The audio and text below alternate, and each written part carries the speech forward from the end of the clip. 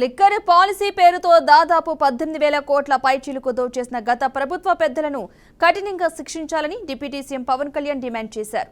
వారందరినీ జవాబుదారీగా చేయాల్సిన అవసరం ఉందన్నారు. ఆ దిశగా ప్రభుత్వం పనిచేస్తుందన్నారు.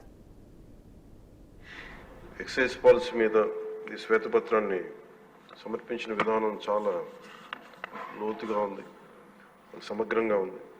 ముఖ్యంగా ఎక్సైజ్ పాలసీకి సంబంధించి గత 5 సంవత్సరాల్లో ఎలాంటి సమస్యలు ఉన్నాయి, ప్రజలు ఎలాంటి బాధలు పడ్డారు, ముఖ్యంగా ఇలా కల్తీ సారా తాగి ఇలాంటి ఇలిసిట్ లిక్కర్ తాగి ఊనే ఒకసారి అంటే ఇంకా విష్ణుకుమార్ రాజు గారు చెప్పినట్టుగా ఇది ఇంకా 3,000 కోట్లుగా చాలా లోతైన దోపిడీ జరిగింది. దీంట్లో లాస్ ఆఫ్ కన్సిడరబుల్ రెవెన్యూ దాదాపు 18,860 కోట్ల 51 లక్షలు అనేది ప్రాథమికంగా తేలింది. దీంట్లో అంటే ప్రజలకు కావాల్సిన డబ్బు, ప్రజలకి రావాల్సిన డబ్బు ఇవన్నీ కూడా ఎక్కడికి వెళ్ళిపోయినాయి.